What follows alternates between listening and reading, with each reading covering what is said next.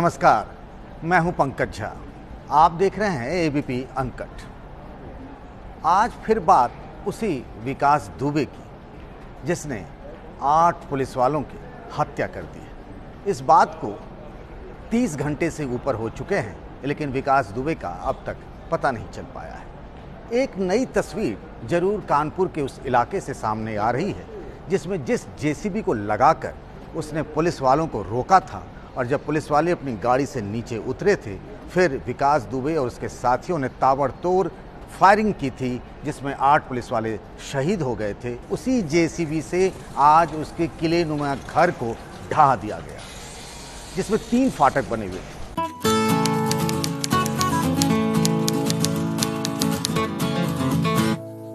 ये घर इस तरीके से था कि जहां पुलिस फोर्स पहुंच नहीं सकती थी, और वो कहता भी था, इलाके के लोग बताते हैं, गांव वाले बताते हैं कि वो कहता था कि पुलिस नहीं आ सकती, यहाँ सिर्फ सेना ही पहुंच सकती। आज जेसीबी ने उसके घर को बिल्कुल ज़मींदोज कर दिया है। लेकिन सवाल एक वही है कि आखिर विकास दुबे गया कहाँ? अब तक यूपी एसटीएफ को इसमें लगाया गया था, यूपी पुलिस उसको ढूंढने में लगी है, लेकिन पता नहीं चल पाया है।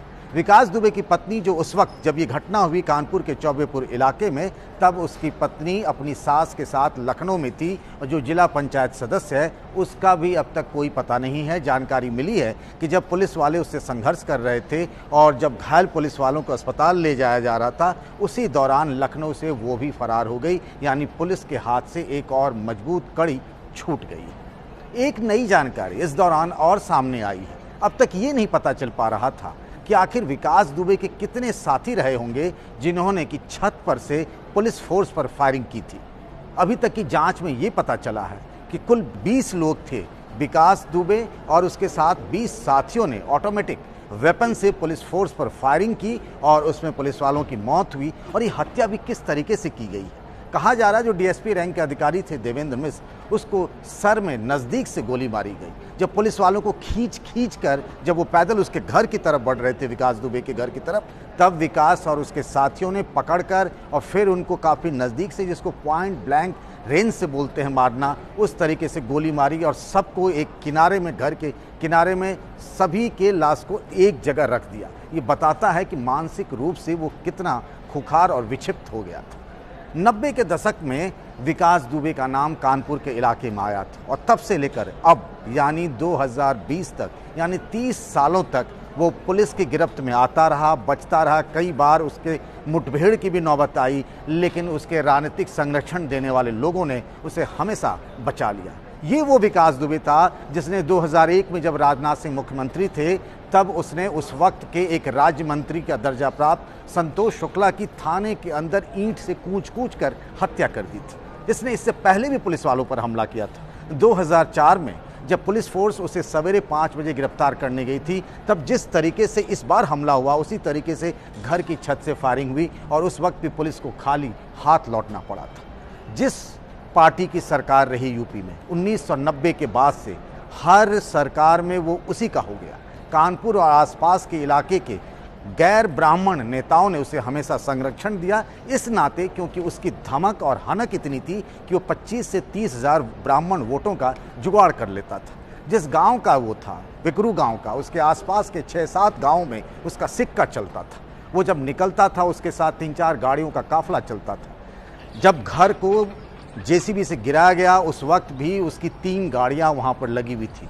और जब वो नए 90 के दशक में वो आया गुंडागर्दी करने के लिए, तब उसने एक गैंग बनाया था। उस गैंग का नाम था बुलेट गैंग। उस वक्त एक नेता हुआ करते थे हरिकिशन श्रीवास्तव, वो उनके लिए काम करता था और उन्होंने ही उसे करीब 6-7 बुलेट गाड़ियां दी थी, बाइक दी थी, जिस पर वो और उसका साथी विकास दुबे के साथी बुलेट पर जाते थे। बाद में बीएसपी के कई नेताओं के संपर्क में वो रहा, उनके लिए काम करता रहा।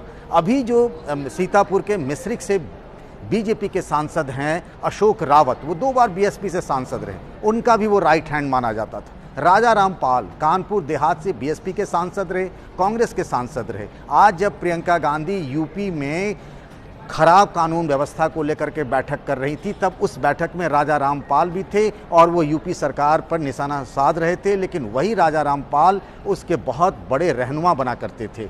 कई बार उन्होंने पुलिस को फ़ोन करके विकास दुबे को छुड़ाने का काम भी किया, ऐसा कहा जाता है। इसके अलावा बीजेपी की भी कई नेताओं के संपर्क में रहा।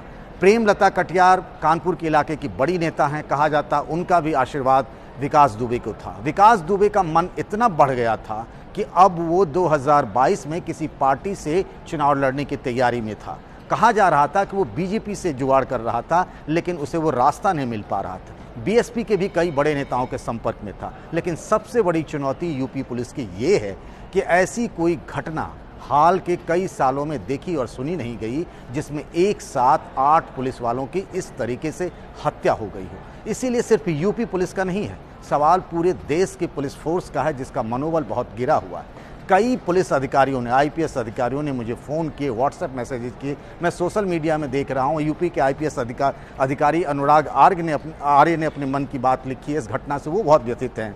एक और मैंने डीआईजी रैंक के पुलिस अधिकारी का ट्वीट देखा, नितिन तिवारी, वो भी कहते हैं कि बलिदान व्यर्थ नहीं जाना चाहिए।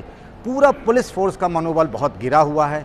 जब तक विकास दुबे की गिरफ्तारी नहीं होती है, जिंदा या मुर्दा, पुलिस फोर्स का मनोबल को उठाना एक बहुत बड़ी चुनौती होगी यूपी सरकार के लिए। एबीपी न्यूज़ आपको रखे आगे।